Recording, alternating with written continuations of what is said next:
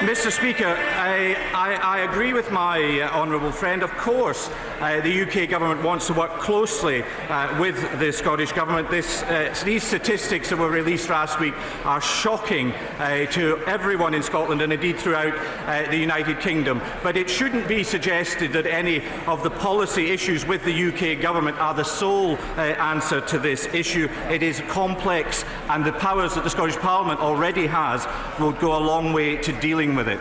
Tweedy. 2 weeks ago, my constituent Chelsea Bruce died in a drugs-related incident. She was just 16 years old, Mr. Speaker. The time for hand-wringing is over. We know that drug consumption rooms, drop-in testing and even safe clinical prescribing of illicit drugs will save lives.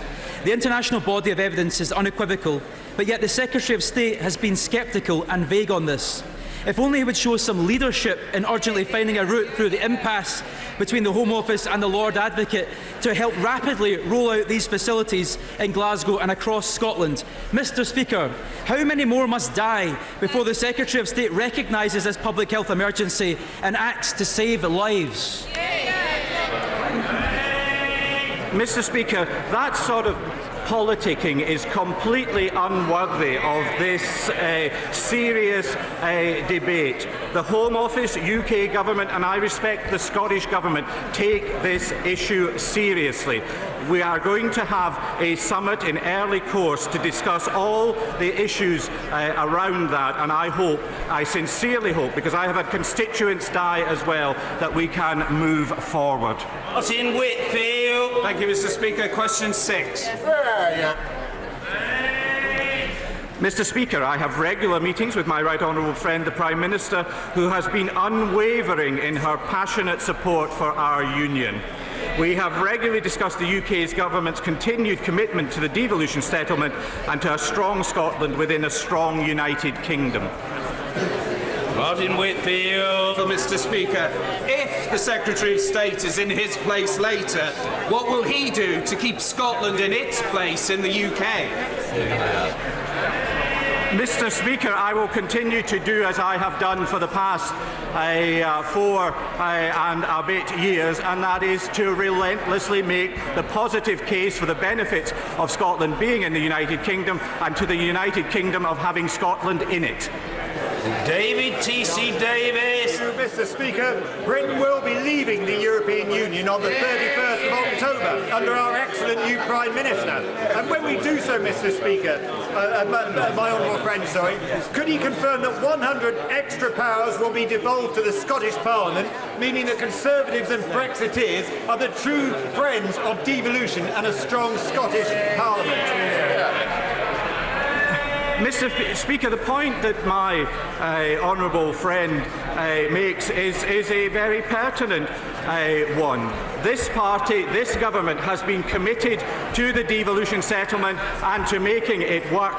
There is one party in this Parliament that would destroy devolution, and that is the SNP. Stuart Hosey. Number 7, Mr. Speaker. Mr. Speaker, with permission, I will answer questions 7 and 12 together. I've had regular discussions with the Prime Minister on a range of matters related to exiting the EU. It is essential that we respect the result of the 2016 referendum vote to leave the EU. Stuart Hosey. A no-deal Brexit combined with ending free movement of people, which is the inbound Prime Minister's prospectus, would restrict Scottish business and the public sector from recruiting the staff they need. Yet the Secretary of State has welcomed the appointment of the inbound Prime Minister. Can we conclude then he's prepared to throw business and public services under a bus simply to protect his own career? Mr. Speaker, what amounts to throwing Scotland under a bus has been the actions of the SNP throughout the Brexit debates in this Parliament, voting against 3 times an agreement which would have allowed Scotland to leave the EU on an orderly basis and largely in accordance with their own document, Scotland's place in Europe. Douglas Chapman. Thank you, Mr. Speaker. In recent weeks, I've read reports that house prices in London are falling and job vacancies are down.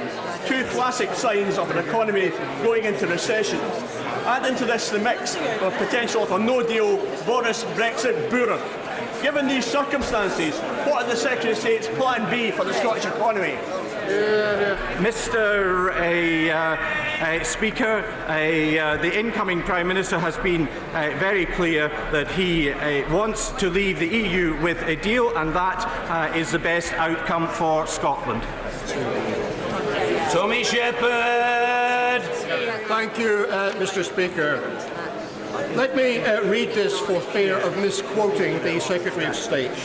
He told the last Scottish Conservative Party conference, "Unfortunately, Mr. Johnson seems to behave in a way that suggests he is only focused on his own self-interest and not in the interests of our country, and I find that very disappointing." Can I ask the Secretary of State, has he now overcome his disappointment, and will he continue to serve the new Prime Minister? Mr. Speaker, just like him and his colleagues, everything I am ever said is on the record. But what I want to make clear is that my priority remains Scotland's place within the United Kingdom, and that, in government or out, will be my continuing priority. Tommy Shepherd. Mr. Speaker, the House will observe that that is not actually an answer to my question. He sits beside Cabinet colleagues who have demonstrated integrity and conviction in deciding that they will resign over the question of a no-deal Brexit. If he is against a no-deal Brexit, would it not be a better look for Scotland for him to do likewise rather than wait to be sacked or abolished? Well, Mr. Speaker, of course, the honourable gentleman's position isn't a deal Brexit or a no-deal Brexit. It's no Brexit. That's what he's seeking to bring about. But there is no evidence that the SNP has at any time been serious about getting a deal for Scotland. On each occasion they've had the opportunity to vote for a deal, they have voted against it. Finally and briefly, Anna Soubry. Thank you very much, Mr. Speaker. Mr. Speaker, I hope that the Secretary of State stays in his position. But apparently, in order to do so, he's going to have to sign the pledge. Because in order to serve in the next government, he's got to agree, like others, that come October the 31st, to leaving the EU, deal or no deal. So could he tell us, yes or no, will he be at the dispatch box again, or are these his last questions? Mr. Speaker, I fear that the honourable lady's endorsement will have sealed my fate.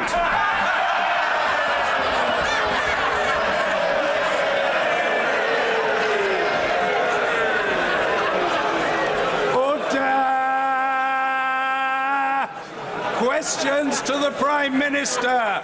Ruth Cadbury. Question number one, Mr. Speaker. Thank you.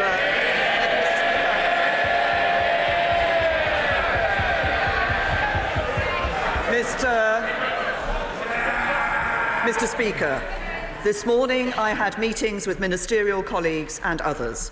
Following my duties in this House this afternoon, I shall have an audience of Her Majesty the Queen. I shall then continue with my duties in this House from the backbenches, where I will continue to be the Member of Parliament for Maidenhead. Ruth Cadbury. Thank you, Mr. Speaker. I profoundly disagree with many of the decisions the Prime Minister has made and many of the things she says. But I recognise that she does have a respect for public service and for the future of our country.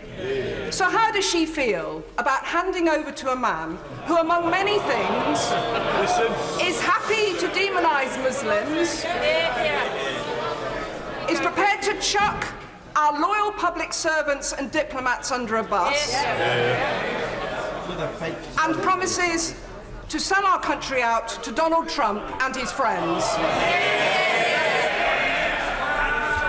I am pleased to hand over to an incoming Leader of the Conservative Party and Prime Minister who I worked with when he was in my cabinet, who...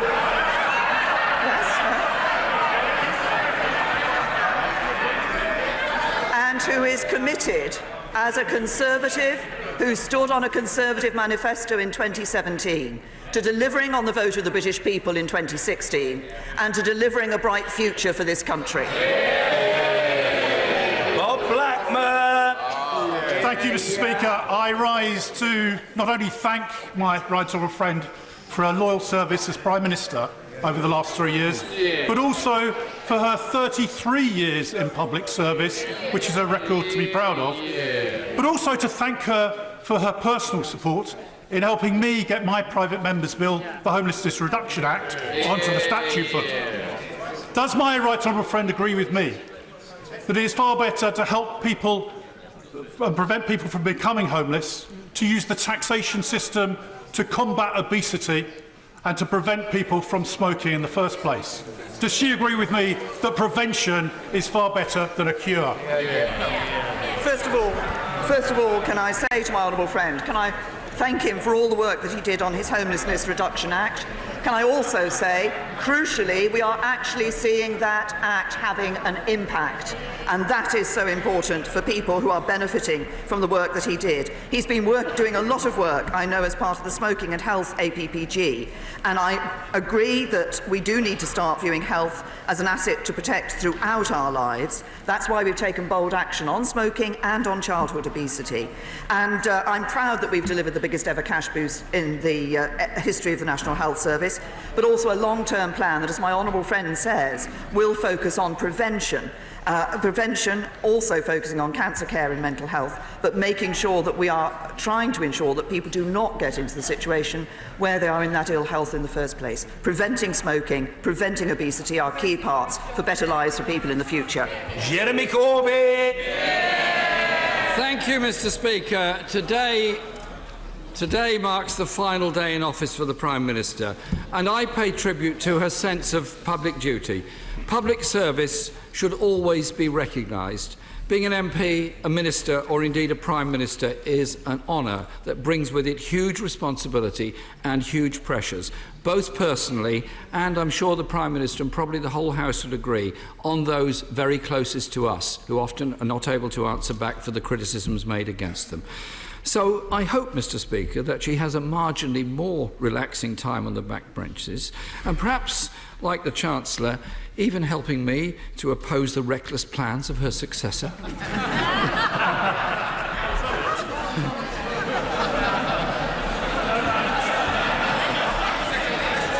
Mr.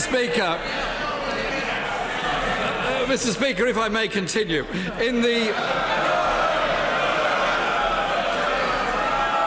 I'm glad the government party's in such good heart today, Mr. Speaker. For tomorrow they won't be. Mr. Speaker, in the last 3 years, child poverty has gone up. Pensioner poverty has gone up. In-work poverty has gone up. Violent crime has gone up. NHS waiting times have gone up. School class sizes have gone up. Homelessness has gone up. Food bank use has gone up. Does the Prime Minister have any regrets about any of those things I've just said? Can I say to the right honourable gentleman, it's very good to see the Conservative Party in good heart, which is more than I can say for the Labour Party. Let me just tell the right honourable gentleman, let me just say something to the right honourable gentleman about my record over the last 3 years and how I measure my record over the last 3 years. It's in the opportunity for every child who is now in a better school. It's in the comfort for every person who now has a job for the first time in their life. It's in the hope of every disadvantaged young person now able to go to university. And it's in the joy of every couple who can now move into their own home. Because at its heart, politics isn't about exchanges across these dispatch boxes, nor about eloquent speeches or media headlines. Politics is about the difference we make every day to the lives of people up and down this country. They are our reason for being here, and we should never forget it. Jeremy Corbyn! Mr. Speaker, politics is about real life. Politics is about what people suffer in their ordinary lives. And I didn't mention that per pupil school funding has gone down. Police numbers are down. GP numbers are falling. In the 2017 Conservative manifesto, the Prime Minister promised that no school would have its budget cut, and that they would protect TV licences for the over 75s and halve rough sleeping. Which of these pledges is the Prime Minister most sorry has not been achieved? Can I just point out to the Right Honourable Gentleman, I'm pleased to hear that he spent some time reading the Conservative Party manifesto in 2017. Had he read it properly, he's not been known always for reading the documents that he stands up and talks about. Had he read it properly, he'd have said we did make a pledge on rough sleeping to halve rough sleeping by 2022 and to stop rough sleeping by 2027. I'm pleased to say that in the last year we have seen rough sleeping going down, and particularly rough sleeping going down in those areas where this government has been taking action. Jeremy Corbyn! I don't quite know where the Prime Minister gets her figures from on rough sleeping. All I know is that I travel around this country just like other members of this House, and I talk to people who've had a disaster in their lives and end up rough sleeping. We are the 5th richest country in the world. It is surely wrong that anyone should end up sleeping on the streets of this country. We can and should do something about it. Mr. Speaker, I've often disagreed with the Prime Minister and have many criticisms of her policies. However, I welcomed the reduction in the stake on fixed odds betting terminals, the adoption of the Children's Funeral Fund and scrapping employment tribunal fees. Which of these policies is the Prime Minister most proud of? What can I say to the Right Honourable Gentleman? I'm proud of all the policies that we have introduced that have been improving people's lives. I'm proud of the fact that through the balanced management of the economy that we have done, we now see more people in work in this country than ever before. I'm proud of the fact there are more children in good and outstanding schools. I'm proud of the fact that the attainment gap between the disadvantaged and the advantaged has been narrowed under this government. And I'm proud of the fact that we are putting the biggest cash boost in its history into our National Health Service. We are ensuring that the National Health Service, the most beloved institution in this country, will be there for people into the future. This is a Conservative government, my government, delivering on the things that matter to people in their day-to-day lives. Mr. Speaker, the Prime Minister may have noticed that none of those things that I mentioned were actually in the Conservative Party manifesto in 2017, but every one of them was a Labour pledge in 2017. On Brexit, the Prime Minister's own red lines ruled out any sensible compromise deal. Only after she had missed her own deadline to leave did the Prime Minister even begin to shift her position. But by then, she no longer had the authority to deliver. Her successor has no mandate at all.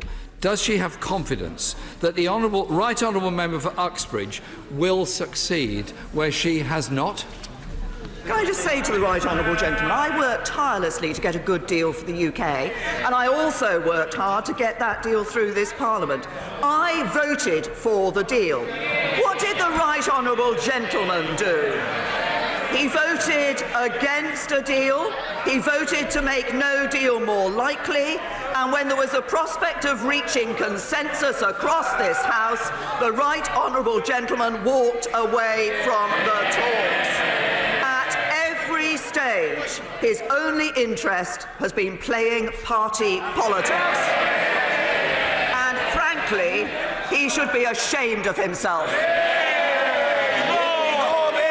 We've had 3 years of bungled negotiations, and we now have the spectacle of a Prime Minister coming into office with no electoral mandate, looking for a Brexit deal that has been ruled out by the European Union, or in the case of a no deal, ruled out by the majority in this House and by anyone that understands the dangers to the British economy of a no deal.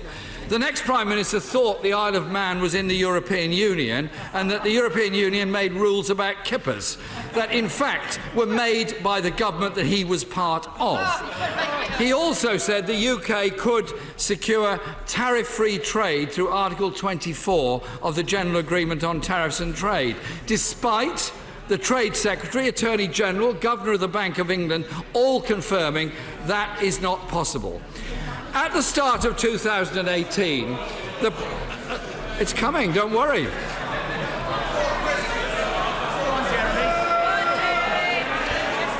At the start of 2018, Mr. Speaker, the Prime Minister herself set up a new unit to counter fake news, charged with combating disinformation. How successful does she think that's been? I have to say to the right honourable gentleman that I fear that our success hasn't been what we wanted it to be, from the amount of fake news and fake information he uses at that dispatch box. Well, maybe, Mr. Speaker, she can have a word with her successor on the way out. But let me conclude by welcoming some for today. Mr. Speaker, let me conclude by welcoming some of the Prime Minister's notable U-turns over the last couple of years. The cruel dementia tax was scrapped. Plans to bring back grammar schools were ditched. The threat to the pensions triple lock was abandoned. Withdrawal of the winter fuel payments was dumped. The pledge to bring back fox hunting was dropped. And they binned their plan to end universal free school meals for 5 to 7-year-olds. The Prime Minister has dumped her own manifesto. Given that her successor has no mandate from the people, no mandate in which to move into office, doesn't she agree the best thing the Right Honourable Member for Uxbridge could do later on today, when he takes office, is to call a general election and let the people decide their future?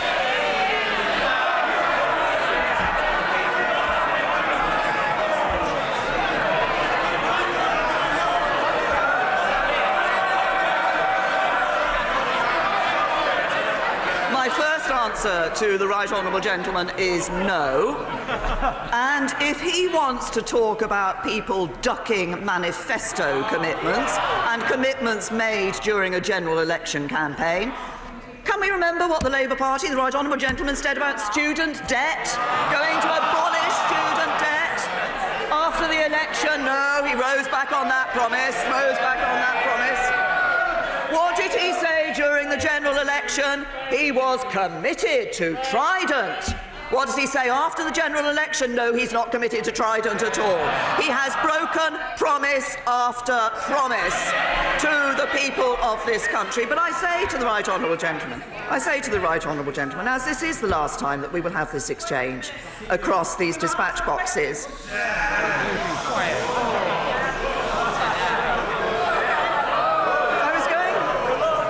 I was going to say that it is the strength of our British democracy that the Prime Minister and the Leader of the Opposition have these exchanges across their dispatch boxes every week at two swords' length. No quarter is sought and none is given. And that's as it should be in our adversarial parliamentary democracy. But he and I are very different people, and with very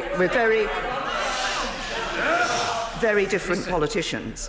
I think we approach the issues we face in this country in different ways. I have spent all but one of my years in this House on the front bench trying to implement the policies I believe in. He has spent most of his time on the back benches campaigning for what he believes in, often against his own party. But what I think we both have in common is a commitment to our constituencies. I saw that after the terrorist attack in Finsbury Park Mosque in his constituency. But perhaps I could just finish my exchange with him by saying this. As a party leader who has accepted when her time was up, perhaps the time is now for him to do the same.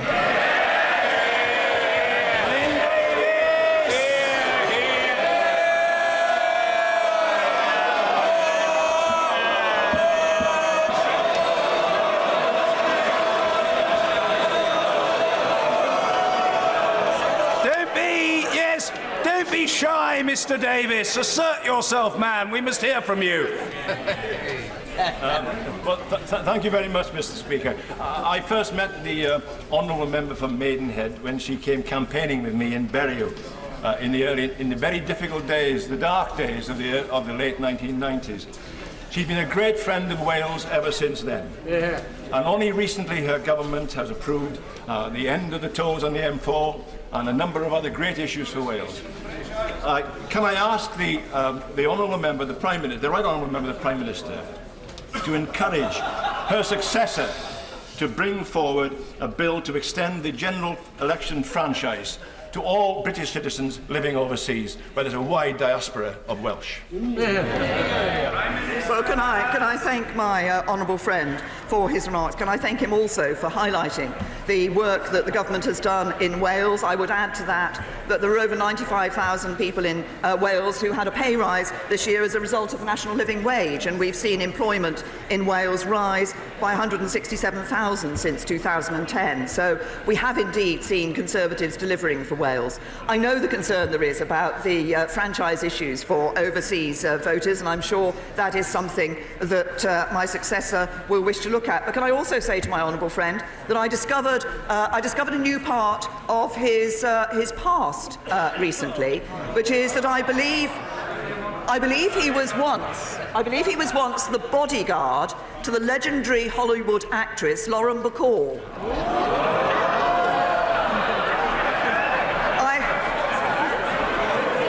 I have to say, Mr. Speaker, I think his red face tells us all. Ian Blackford. Thank you, Mr. Speaker. Prime Minister, it is fair to say that we have had our differences. It has not often been a shared meeting of minds. However, with the Prime Minister standing down today, the time for holding the Prime Minister to account has passed. Mr. Speaker, the burdens of office are considerable. The loneliness of leadership can be stark. Whilst there are times we have clashed on points of political difference, equally we have stood together when it has been right to do so. Over Salisbury and over the threats to the UK's national security. The Prime Minister has made sure that opposition leaders were informed rightly at key moments in national security. And in particular, her Chief of Staff, Gavin Barwell, has always sought to make sure that I was kept informed of important developments. Prime Minister, I wish you and Philip all the best for the future. As the Prime Minister departs, is she confident that the office of Prime Minister can be upheld by her flagrant successor?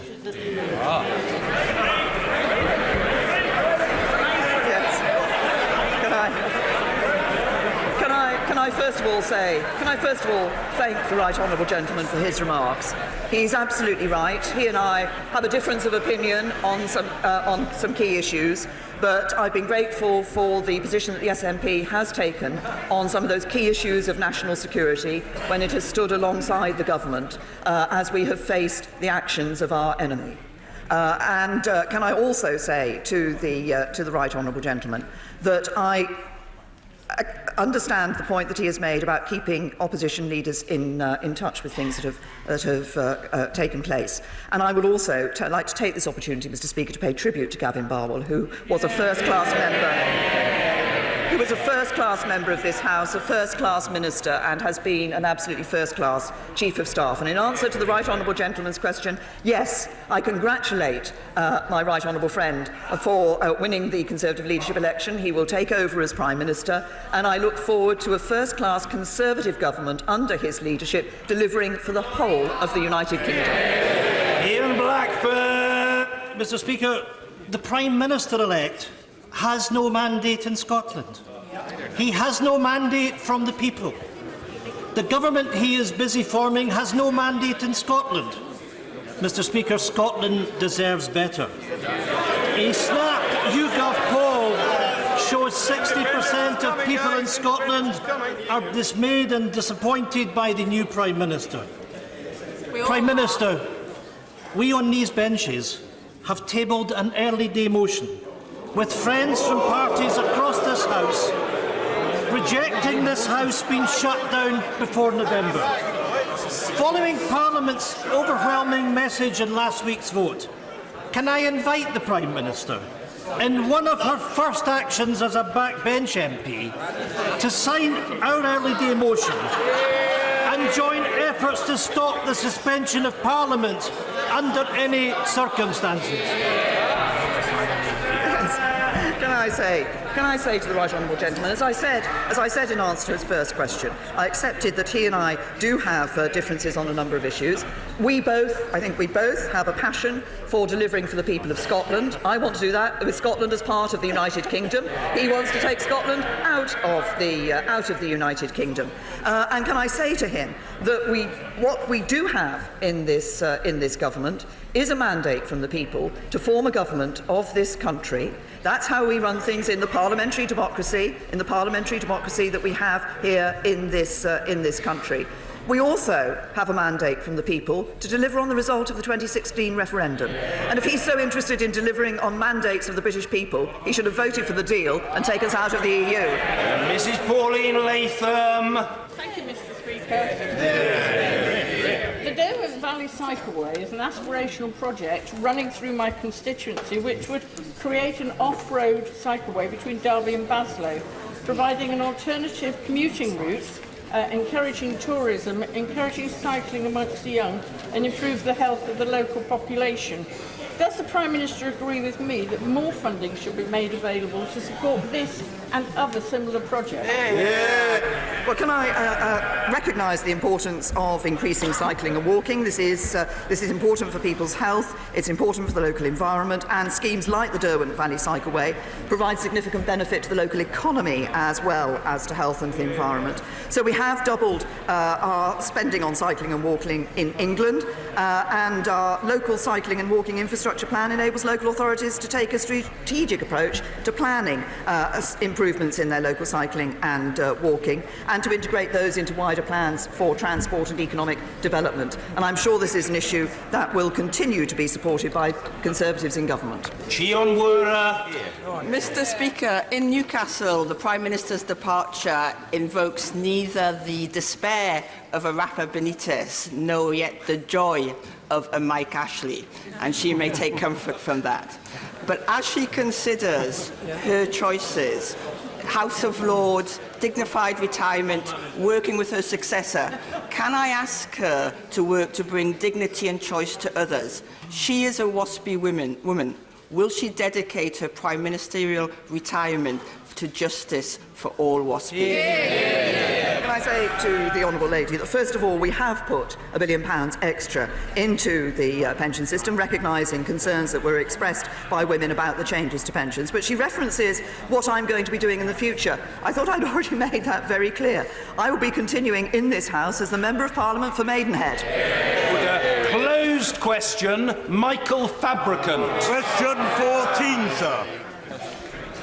I'm sure my honourable friend will want to join me in saying how pleased I am with the economic growth that we've seen in the West Midlands Combined Authorities area.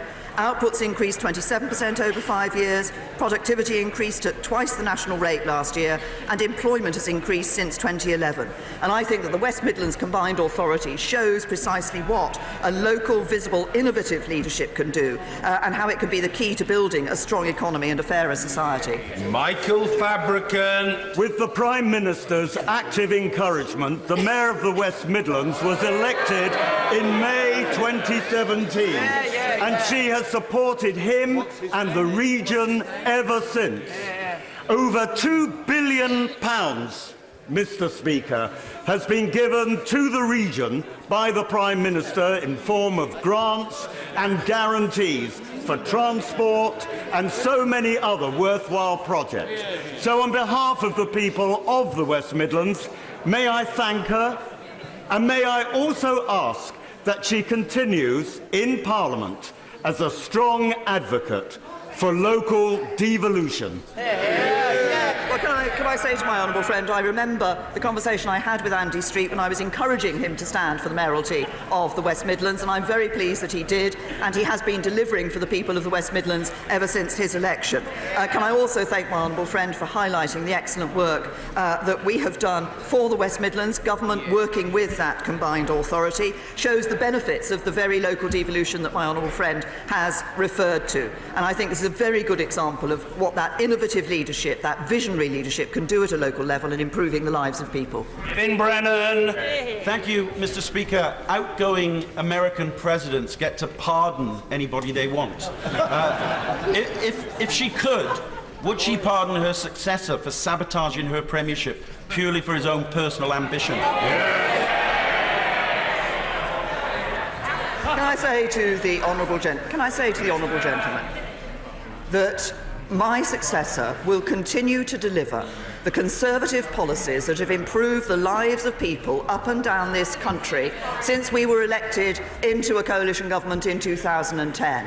There is a long list of improvements that have taken place in people's lives, and I look forward on the backbenches to giving my full support to the next Prime Minister as he takes us forward, delivering on Brexit and continuing to deliver on those Conservative policies. Sir Patrick McLaughlin. Can I thank my right honourable friend for the way in which she has conducted herself as Prime Minister of this country, for the dignified way in which she has approached the job and her responsibilities. Can I ask her to reflect on the fact that when we both first joined the government in 2010, for every £4 the government was spending, we were borrowing £1. As she leaves office today, for every £34 the government spends, we're borrowing £1. She has left an economy that is in a much more stable position than when it was inherited. To do that, she has had to make some very, very difficult choices, and choices we may not have wanted to make, but we've got the economy on sound footing, and I thank her for it. Well, can I thank my right honourable friend for pointing out that fact about government borrowing and for highlighting the work that we have done for the economy, delivering that balanced approach. And I'd like to thank my right honourable friend, the Chancellor, for the work that he has done in delivering that. What does that mean? It means borrowing at its lowest level for 17 years. It means the lowest unemployment since the 1970s, wages growing at their fastest time in a decade, and debt falling.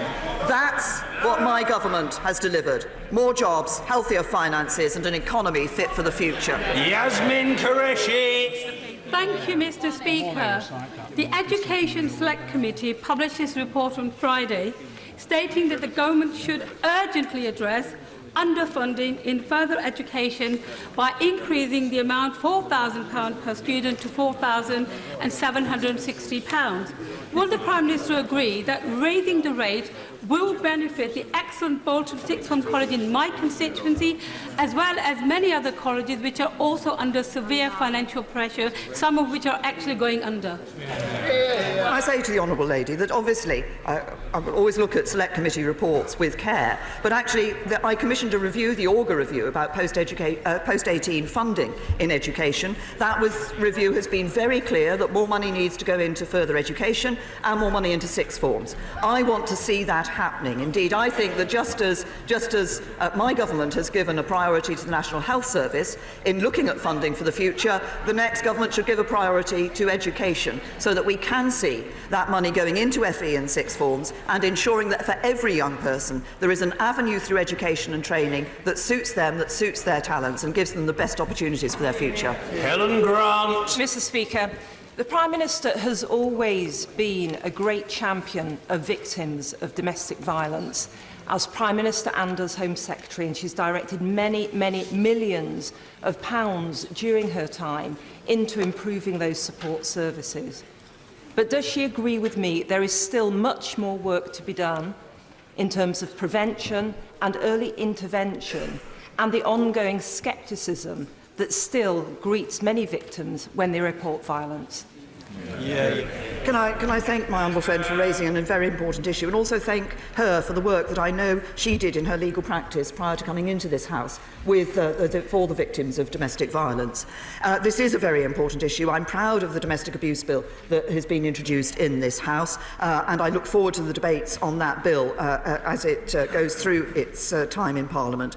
But my honourable friend is absolutely right. We do need to continue the focus, to continue making sure that we're working on prevention and continuing to raise awareness. We must ensure that domestic violence is seen for what it is.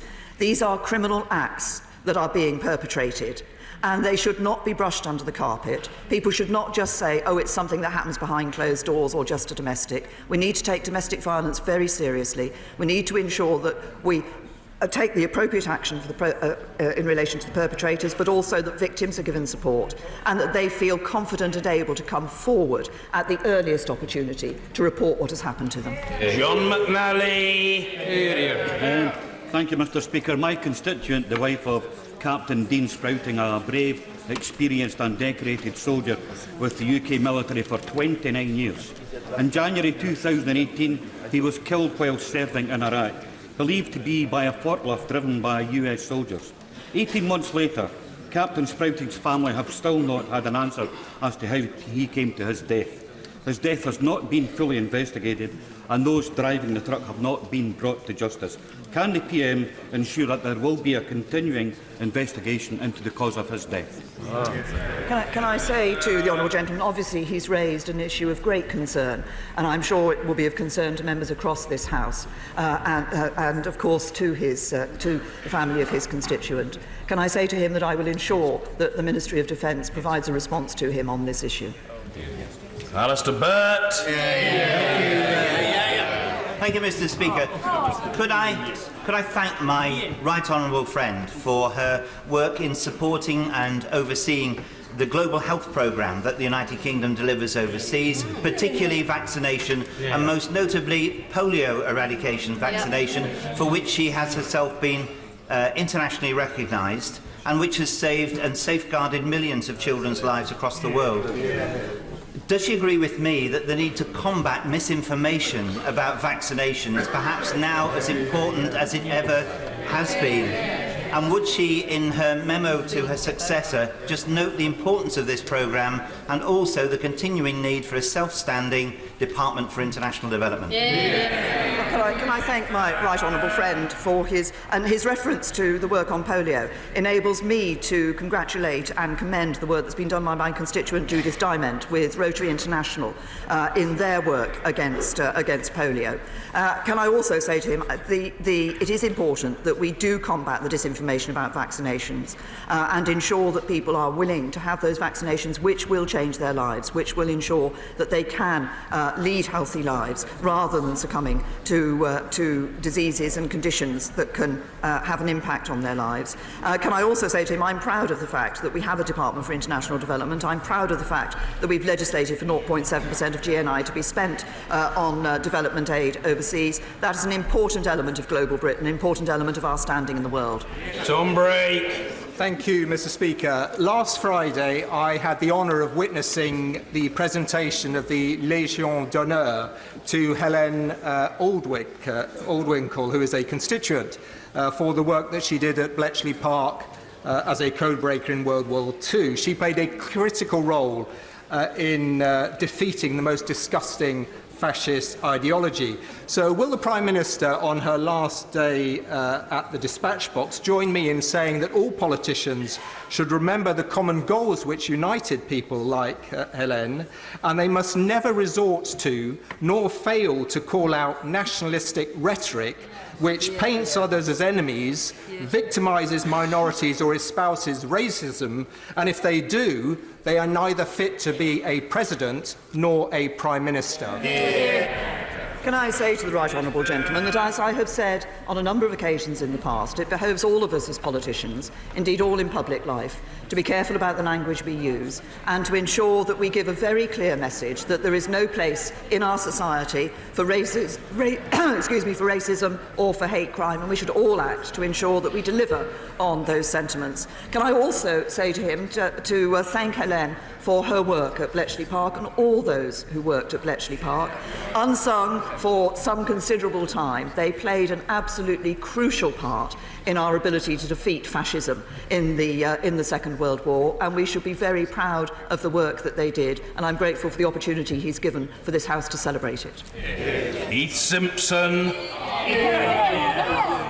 Can I begin, Mr. Speaker, by commending the Prime Minister in her term of office for her stamina and her courage, whatever our views on Brexit and other issues, and the support that she received from her husband Philip. For many of us, our husbands, wives, partners are the unsung heroes. May I now ask her a specific question? She is going to the Palace this afternoon, and we assume that she's going to recommend that the Right Honourable Member for Uxbridge succeeds her as Prime Minister. But can she tell the House one piece of real hard advice that she would like to give him on being Prime Minister?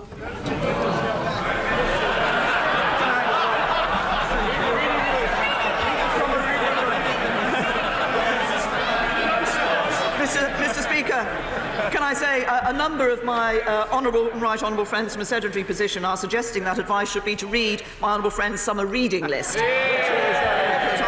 Can I also say to him that he's given me an opportunity for doing something which I suspect many on my side may not thank me for, but I'm taking a lead from you, Mr. Speaker, in saying that I'm very pleased to be able to see my husband in the gallery today. Vernon Coker. Thank you, Mr. Speaker. I obviously disagree with the Prime Minister on many aspects of policy and the work she's done over the last few years, both as Prime Minister and Home Secretary, but it would be wrong not to commend the Prime Minister on the phenomenal work she's done on bringing forward the issue of modern slavery and tackling human trafficking. And so can I congratulate her on that? But in doing that, there are still many issues and many challenges with respect to this that face us. And can I just ask the Prime Minister, last year, as part of government policy, we locked up 507 potential victims of modern slavery as immigration offenders. That can't be right, and surely we need a change of public policy to treat them as victims, not as criminals. Can I first of all thank the honourable gentleman for his remarks, and can I also thank him for the work that he has done on this issue of modern slavery too, because it's one on which he and I have spoken on a number of occasions over the years, and he has been a great champion of this issue as well. As he will know, in the Modern Slavery Act that we passed in 2015, we did take action in relation to those individuals who could find themselves at the receiving end of criminal charges as a result, but effectively because they had been forced to act in that way because of modern slavery, and that was dealt with in that issue. We have been looking at how we deal with victims at the referral mechanism, and it is important. We've had an independent review of the Modern Slavery Act that has proposed and made a number of recommendations for improving the way in which victims are treated, and we will be taking most of those recommendations on board. Dame Caroline Spellman. Speaker, and further to the honourable gentleman's mention of modern-day slavery, I think it's right to record that my right honourable friend has long and distinguished service in this House, both in government and in opposition, but her commitment to public service has been outstanding. Her vision and determination to bring forward legislation against modern-day slavery led the world. So I hope that my right honourable friend will continue her fight against slavery with us from the backbenches so that we stamp out this evil scourge together. Can I say to my right honourable friend, I look forward to joining her on the backbenches and continuing to campaign on this issue, and I also would pay tribute to her for the work that she has done on this issue. She's right, it is an absolute scourge. We must continue to fight it, and we must continue to raise awareness of it, because there are too many people today in this country, not trafficked into this country, but British citizens who find themselves taken into effective slavery. We must raise awareness of this, and we must constantly work to combat it and to end it. Mr Paul Sweeney. The Prime Minister has often spoken about the need for an industrial strategy during her time in office, but the St Rollox Railway Works in Springburn, affectionately known as the Cali, will be closed by its asset-stripping German owner Mutares on Friday, ending 163 years of engineering excellence and the jobs of 200 skilled workers. Shame. The Scottish and UK governments have both failed to intervene to save this strategic site since the closure was announced late last year, while the workforce has been left devastated. Even though the Prime Minister is losing her own job today, it's not too late for her to act now and to instruct the government to do everything it can to find a way to save these vital jobs and this historic railway works. Will she at least commit to doing that? To the honourable gentleman, I recognise the concern that he's showing for his constituency and the worry and concern that there is for those people who are employed in the business that he has referred to. Of course, whenever we see closures of factories, closures of industrial sites, government does act to ensure that support is available for those who do find themselves losing their jobs, should that be the case. But can I also say to the honourable gentleman, he says that I said that I talked of having a modern industrial strategy. We have a modern industrial strategy.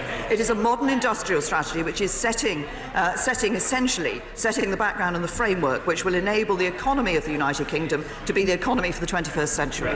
Charles Walker. Thank you, Mr. Speaker. You are in no doubt, Mr. Speaker, that I think the Prime Minister is a thoroughly good egg, and it's been an absolute privilege to serve on the backbenches with her.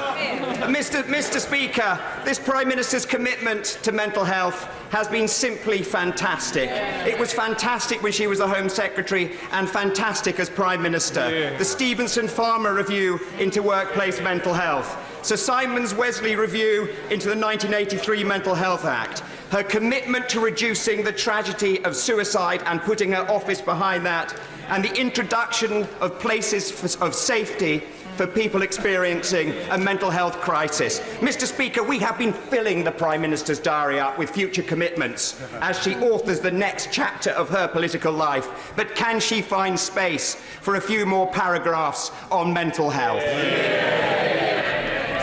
Can I thank my honourable friend for his intervention, his question. Can I also thank him and my right honourable friend, the member for Chesham and Amersham, for the dignified way in which they conducted the Conservative Party leadership election. He has been an advocate for government doing more on mental health for during his time in this House, and he has championed the need for us to do more on mental health. I want to continue to ensure that we do indeed take forward. We have set the record in putting that record funding into mental health, in having those essential reviews, Stevenson-Farmer and Sir Simon Wesley's review. We now need to ensure that we implement the proposals, that we take this forward, because if we do so, then we will make a significant improvement in the lives of those people with mental health problems. I bet. Thank you, Mr. Speaker. Professor John Snowden of Sheffield Hallamshire University Hospital has just received a top NHS award for pioneering work on stem cell transplantation for MS sufferers.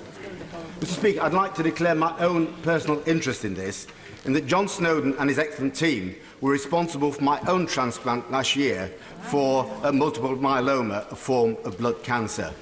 Will she now give an assurance, as she steps down as Prime Minister but remains an MP, that she won't support any form of Brexit which prevents John Snowden continuing to work with his EU colleagues on the board of the European Society for Blood and Marrow Transplantation, which will continue to advance this treatment for patients with myeloma, MS and leukemia? Can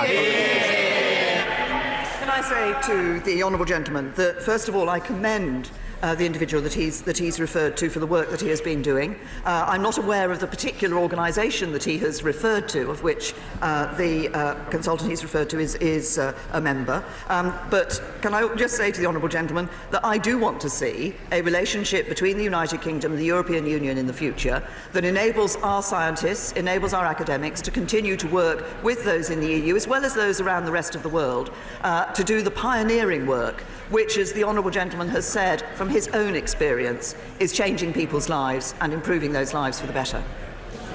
Ah, yes, a singular denizen of the House, Sir John Hayes. Thank you, Mr. Speaker.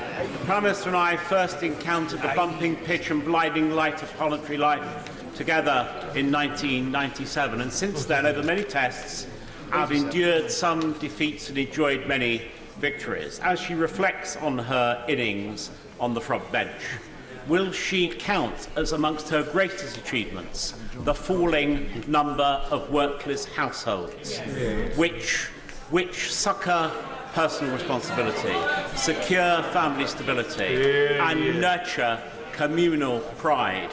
Will she continue that work and, in doing so, unite the whole House in that mission? Can I thank my right honourable friend? Can I also thank my right honourable friend for the work that we did together when he was a Home Office Minister? He worked very hard to ensure that what I believe is an extremely important and pioneering piece of legislation, the Investigatory Powers Act, went through this House, and I'm very happy to welcome the fact that we now have that low number of workless households in this country. We all know that children brought up in a household where there is work are more likely to do better at school and more likely to succeed further in their own lives. It's an important aim to reduce the number of workless households, and one that I would have hoped could be accepted and championed across this whole House. Austin. Thank you, Mr. Speaker. And can I start by associating myself completely with the final answer the Prime Minister gave to the Leader of the Opposition about his need to consider his future. And can I tell her this as well? Hold on. Can I tell her this as well? It's absolutely clear to me that the vast majority of Labour MPs agree with her too. Completely right. Now, Mr. Speaker, hundreds of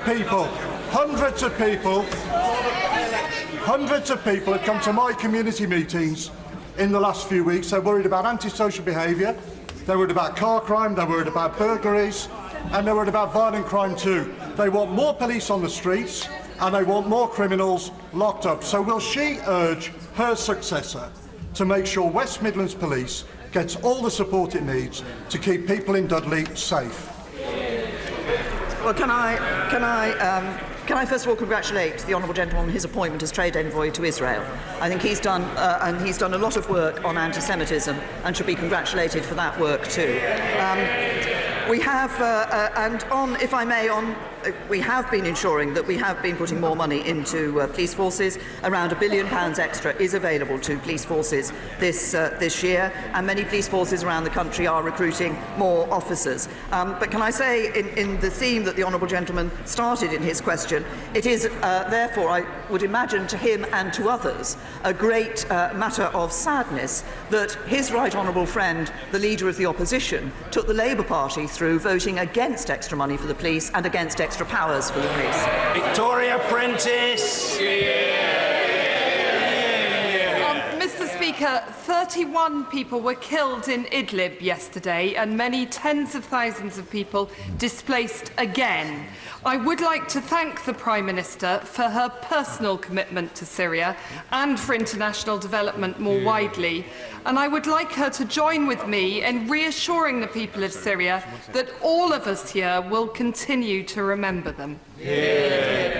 Can I say to my honourable friend, first of all, I commend the work that she did in setting up Singing for Syria, which has been raising funds for people in Syria, and the commitment that she has shown to the people of Syria. We remain, and the Conservative government will remain, committed to working for a political solution in Syria that can provide the stability and security that the people of Syria deserve. Nigel Dodds. Mr. Speaker, and can I join with others in thanking the Prime Minister for her years of public service as Home Secretary and as Prime Minister in the thoroughly decent and dedicated, honourable way she has carried out all of her duties and the very courteous and proper way that she has had in her dealings with us as a party. And working together, we have ensured that there actually is a Conservative and Unionist government of the United Kingdom, which will please many in this House, and I'll also please Labour members by saying that we have ensured that there's no early general election. Now that the Prime Minister has more time on her hands with her dear husband Philip, I urge her to come to Northern Ireland and avail of the many walking opportunities there. She will have seen the wonderful Open Championship this weekend in Royal Portrush.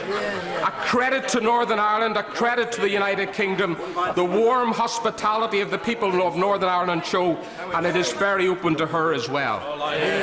Can I thank the Right Honourable Gentleman and thank him for the discussions that we have had and the support that he has continued to give to the Conservative and Unionist Party so that there is a Conservative and Unionist government in this country. Can I thank him for the warm welcome that he has given for me and Philip to Northern Ireland. I've enjoyed my visits to Northern Ireland, but I'd like to congratulate all those in Northern Ireland involved in putting on the Open Championship at Portrush, with the slight issue of the weather, I think, which may have favoured those who came close to the top of the championship, but it was an excellent championship put on, and I think many people will have seen the delights and benefits of Northern Ireland when they attended that event.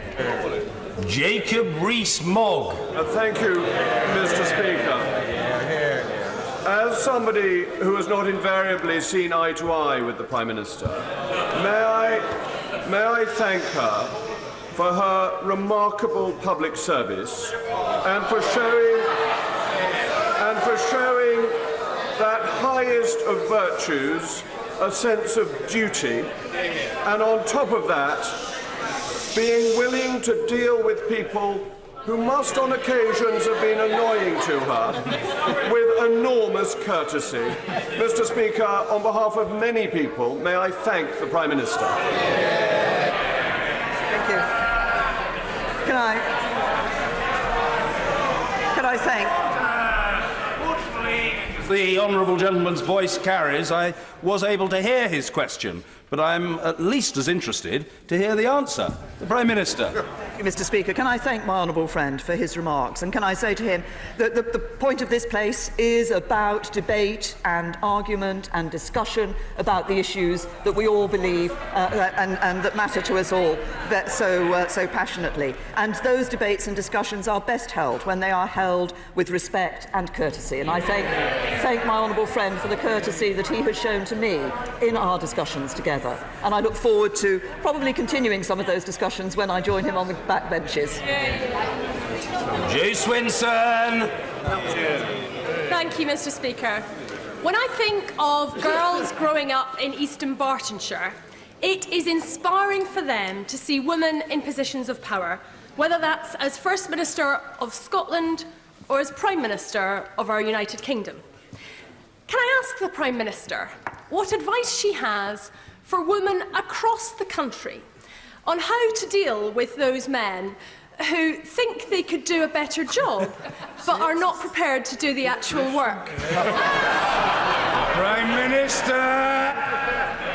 My advice.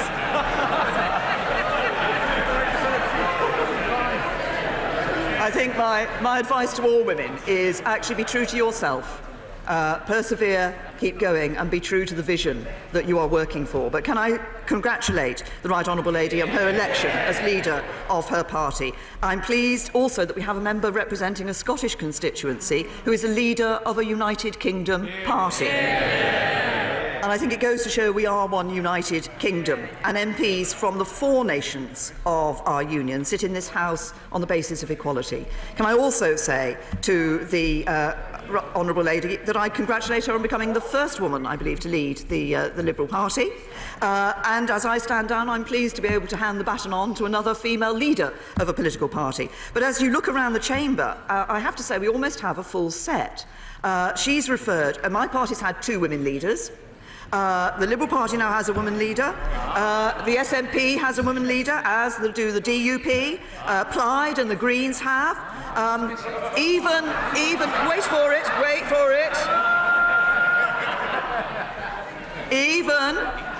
Even the independent Tigger group, Change UK, or whatever they're calling themselves this week, are now on to their second woman leader. There's only one party in this House letting the side down, the Labour Party.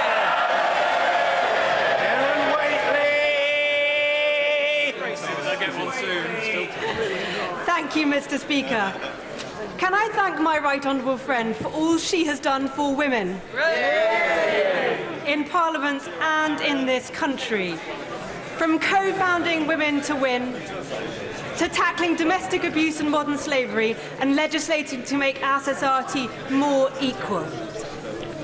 Will she urge her successor to build on her work and make Britain the best place in the world to be a woman? Prime Minister. I'm very happy to urge that commitment for the future, but I thank my honourable friend for raising this particular issue, and I'm very pleased that under my government we've seen the gender pay gap at a record low, we've seen female employment at a record high, and a record percentage of women on executive boards. And we're now seeing with our Women's Empowerment Roadmap, we're looking at how we can empower women in this country from school to retirement. I want women in this country to feel that there are no limits to how far they can go and what they can do with their lives. Cooper. We have disagreed on many things over the years, but the Prime Minister knows that I have long respected her resilience, her commitment to public duty and her seriousness, and also her work on national security. And I can reassure her that there is much to be done from the backbenches. But she will also know that I said to her once that I believed she was not the kind of person who would take this country into a chaotic no deal, not least because of the advice she had had on the risks to our national security. I am fearful about her successor, so can she reassure me that she really thinks in her heart that her successor will take those national security warnings as seriously as she has, and if he doesn't in October, will she speak out? Prime Minister. I say to the right honourable lady, first of all, I have every confidence that my successor will take all the issues that he needs to look at in making these decisions and others across government as seriously as they need to be taken. But can I also say to her, I'm sorry, and I will say this, she's absolutely right that I've always said that I believe it is better for this country to leave with a good deal, and I believe we negotiated a good deal. I voted 3 times in this House for a good deal. I spoke to the right honourable lady about this issue. If she was so concerned about the security aspect of no deal, she should have voted for the deal. Dame Cheryl Gillan. Mr. Speaker, the Prime Minister, in every aspect of her public life, has put her heart and soul into giving people the best chance in life. Without understanding, autistic people and their families, which number 2.8 million in the UK, are all at risk of being isolated and developing mental health problems. In thanking the Prime Minister for all the work that she has done in furthering the issues surrounding mental health and removing the stigma, can I ask her, after she has left the front bench to spend more meaningful time with her husband Philip, if she will join the all-party parliamentary group on autism and become a champion and advocate for autistic people throughout the country? Prime Minister. My right honourable friend, and also thank her for the groundbreaking work that she did with the Autism Act in 2009. And I think that that act helped to raise people's awareness of the issues of people on the autistic spectrum, and a much greater understanding of what we needed to do in order to enable people with autism to lead fulfilling lives. Can I also say to her that there are many issues that I want to take an interest in when I'm on the backbenches. This is one, and along with the wider issue of mental health, that I will want to continue to look at, and I have committed to taking the autism training that the all-party group has made available for members of Parliament. Finally, I call the mother of the House, Harriet Harman. Thank you, Mr. Speaker.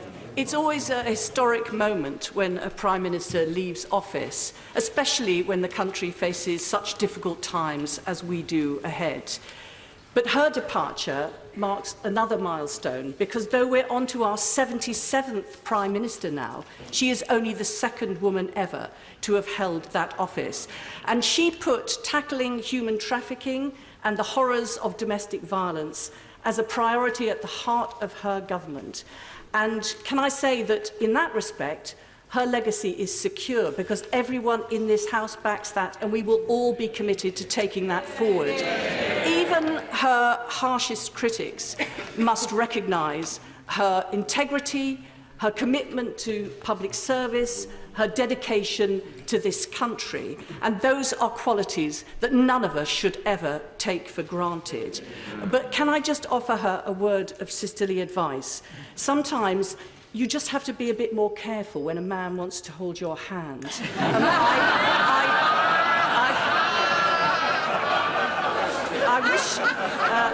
I thank her for her service as our Prime Minister, and I sincerely wish her all the very best for the future.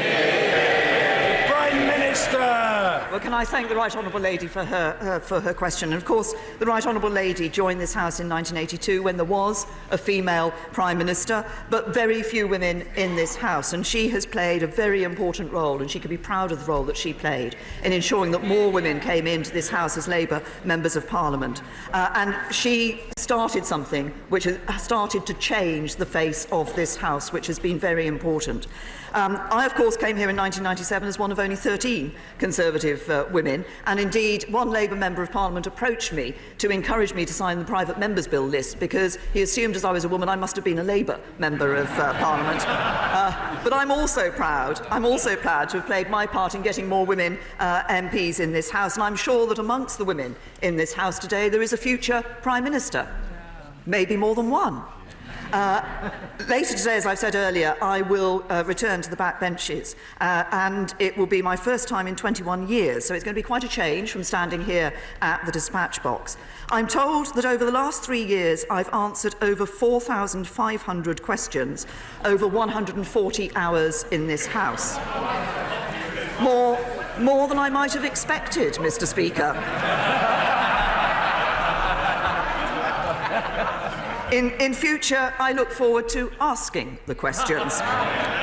But we are, as the Right Honourable Lady has said, living through extraordinary political times. This House of Commons is rightly at the centre of those events, and that's because of the vital link between every single member of this House and the communities, the commons that we represent. That's the bedrock of our parliamentary democracy and of our liberty. And each one of us, wherever we sit, whatever we stand for, can take pride in that. And that duty to serve my constituents will remain my greatest motivation.